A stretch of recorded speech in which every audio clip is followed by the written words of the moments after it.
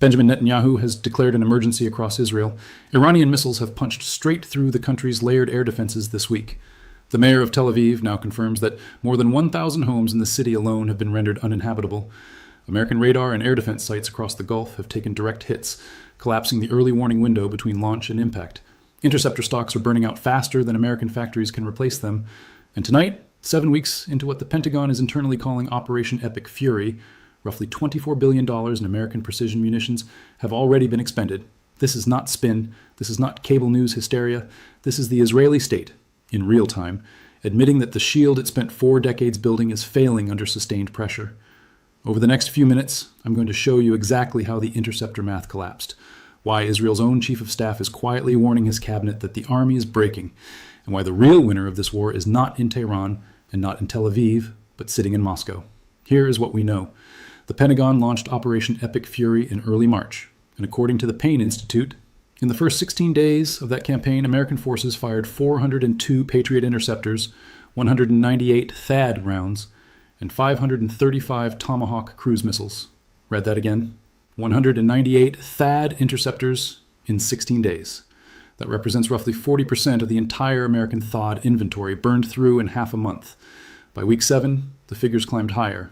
The Center for Strategic and International Studies now estimates that the United States has consumed 45% of its precision strike missile stockpile, 50% of its THAAD interceptors, and nearly half of its Patriot inventory. That is $24 billion in major munitions gone in 7 weeks. Now, consider what that actually means at the tactical level. A single Patriot PAC-3 interceptor costs roughly $4 million per shot. An Iranian Shahed drone, the kind that keeps streaming toward Israeli and American positions every night, costs somewhere between $20,000 and $50,000 to build. That is the trade the Pentagon is making right now. $4 million to kill a $30,000 drone, dozens of times a night, every night. And the production side cannot catch up. Lockheed Martin currently produces around 600 PAC-3 MSE missiles per year. The company has told Congress it does not expect to reach a rate of 2,000 per year until the year 2030. CSIS estimates that rebuilding the interceptor stockpiles back to pre-war levels will take somewhere between 1 and 4 years. The shortage is not a headline. The shortage is mathematically locked in. When the current operational pause ends, the replenishment stream coming out of American factories is not a fire hose. It is a garden tap. And here is what makes this worse. Several radar and air defense nodes the United States operates across the Gulf have reportedly been struck or damaged during the exchanges, which means the early warning window on incoming Iranian missiles has collapsed. When a Shahab or Khaybar Shakan ballistic missile leaves an Iranian launcher, coalition operators are now picking it up dramatically later than they would have 6 weeks ago. That is the real reason Netanyahu has declared an emergency. The layered shield still exists. It simply cannot see far enough in advance to do its job anymore. Quick, before we continue, thanks so much for tuning in. Your support is what keeps this show going, and I appreciate every one of you. Hit subscribe, hit like, and drop a comment below letting me know where you are watching from so more people get to see this. Now, here's what really happened behind the public optimism. Most people think the Israeli army is running out of ammunition. In reality, it is running out of people. You can manufacture shells. You cannot manufacture soldiers. The IDF Chief of Staff, Lieutenant General Eyal Zamir, walked into the Israeli Security Cabinet in late March and told the ministers to their faces, in words Israeli media has since reported, that he was raising 10 red flags. 10. One at a time. He warned that without new conscription laws, without a new reserve duty framework, and without an extension of mandatory military service, the IDF will not be able to perform even its routine missions. He said the reserve system is breaking. He said the army needs 12,000 new recruits immediately, mostly combat troops. He said that roughly 80,000 ultra-Orthodox men of fighting age who are legally eligible to enlist have never been called up. The former IDF Chief of Staff, Gadi Eisenkot, was shown that internal letter. His reaction, according to Israeli Channel 12 reporting, was that it was a shocking document, unlike anything he had ever seen before. Let that land. A former Chief of Staff of one of the best-funded militaries on the planet looking at a private warning from the current Chief of Staff and saying he has never seen anything like it. There is a time bomb buried in this that the Western press has barely touched. In August of 2024, Israel quietly shortened its mandatory military service from 36 months to 30 months. Sounds small? It is not. Because in January of 2027, the first cohort of conscripts trained under the shortened term will be released from active duty, at the exact moment the Army needs them most. The manpower cliff is not somewhere down the road. It is arriving in 9 months, and there is no policy lever that can reverse it in time. Meanwhile, casualty numbers coming out of Tel Aviv and Washington are, to put it politely, being slow-rolled. No government in wartime reports the full number. Every government in history has managed the release of those figures. That is not a conspiracy. That is how this has always worked. But the more telling signal is not the death toll. It is the exhaustion. Reservists called up 3 and 4 times in 2 years. Families who have not seen a primary earner in uniform for more than 12 months. Combat brigades unable to rotate out because there are no fresh brigades to rotate in. Stay with me, because what happened inside Iran on February 28th is the single most important geopolitical fact of this entire war. And almost every Western outlet has either skipped it or buried it beneath the bombing coverage. On February 28th, 2026, Ayatollah Ali Khamenei was killed in the opening American and Israeli strike wave. Think about the magnitude of that. The supreme leader of Iran, in power since 1989, killed in a coordinated strike. On March 9th, the Iranian Assembly of Experts formally named his son, Mojtaba Khamenei, 56 years old, as the new supreme leader. That makes Mojtaba only the 3rd supreme leader in the 47-year history of the Islamic Republic. And here is the contradiction nobody in Washington wants to address. The stated American objective going into this campaign was to weaken Iranian command and control and produce a more pliable regime at the top. 7 weeks in, the new supreme leader is more hardline than the old one. He has deep, direct personal ties to the Islamic Revolutionary Guard Corps. The political wing of the Iranian state and the military wing of the Iranian state are now fused tighter than at any point since 1979.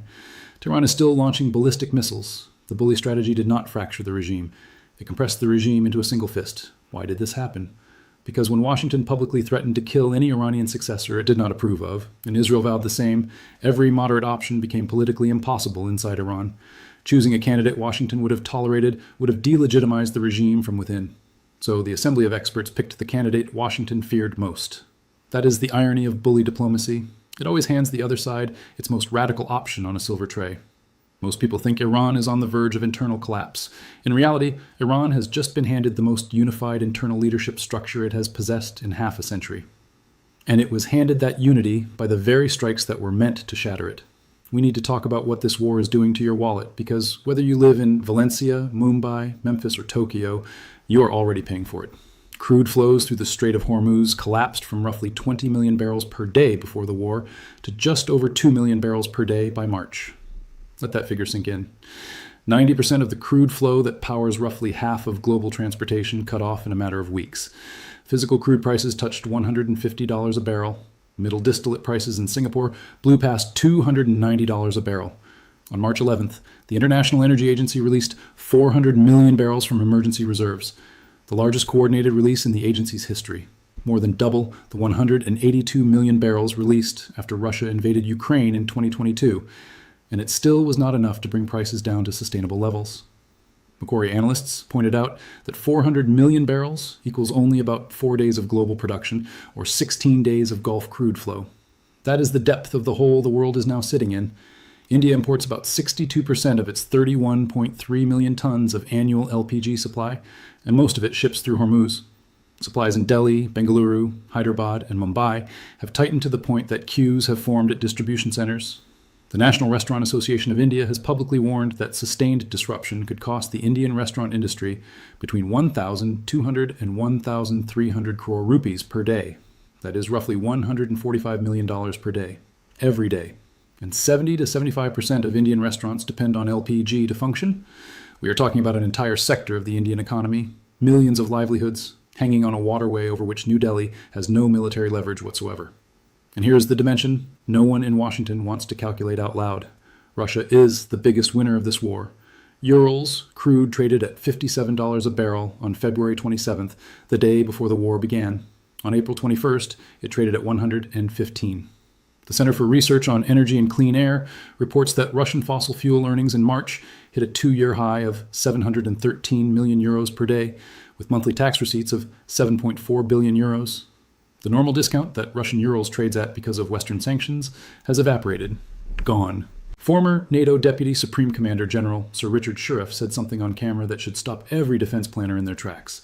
The United States, he said, has fired roughly 4 times as many Patriot interceptors in the first 4 days of the Iran war as it has supplied to Ukraine over the last 4 entire years. Read that comparison again. So ask yourself the question Washington refuses to ask out loud. Is the United States fighting a war against Iran, or is the United States financing Moscow? Now, before you assume diplomacy is going to save this, let me tell you exactly how narrow the channels are. The first round of direct American and Iranian talks took place in Islamabad on April 11th. Pakistan has positioned itself as the mediator. The American delegation was led by Vice President J.D. Vance, alongside Special Envoy Steve Witkoff and Presidential Advisor Jared Kushner.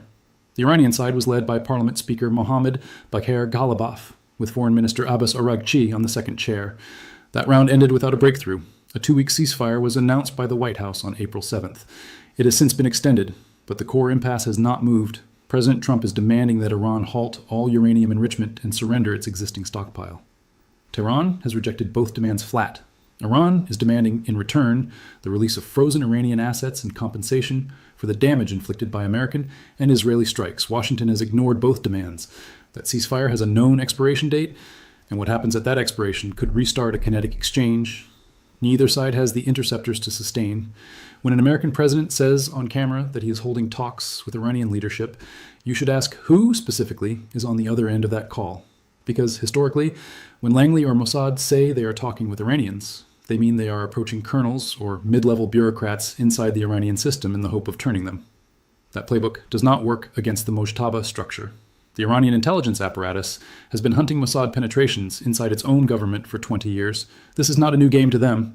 And about the rumor that Netanyahu fled Israel and is hiding in Berlin, it is, strictly speaking, false. Israel's government aircraft, the Wing of Zion, a Boeing 767, was indeed parked at an airfield in Berlin. Only the flight crew was aboard.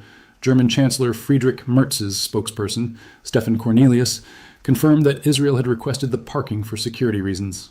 But here is the dimension that makes the story worth telling at all. Germany is a signatory to the Rome Statute of the International Criminal Court. If Netanyahu had actually set foot on German soil, Berlin would have been legally obligated to arrest him under the existing ICC warrant. That is why the plane came and stayed empty. And that, not some thriller novel escape, is why the rumor had real traction in the first place. Towards the end, I will show you the specific taxpayer number that most Americans watching this do not know yet.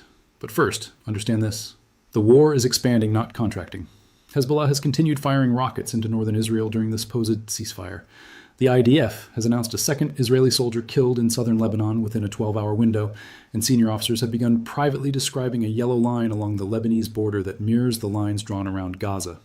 Iran's Red Crescent has accused the United States Navy of piracy following the seizure of the Iranian cargo vessel Tuska near Hormuz. A ship, Tehran says, was carrying medical supplies, specifically dialysis equipment for kidney patients. Think about what that detail does when it is picked up across the global south. People on dialysis are not abstract statistics. They are names on a machine in a hospital in Isfahan. Bahrain, already one of the most indebted states on the planet and dependent on oil and aluminum exports for roughly 2/3 of government revenue, took such heavy damage that on April 8th, the United Arab Emirates signed a central bank currency swap worth 20 billion dirhams, about $5.4 billion over 5 years, just to prop up the Bahraini dinar. A Gulf monarchy needed an emergency bailout. That is a headline buried under the war coverage.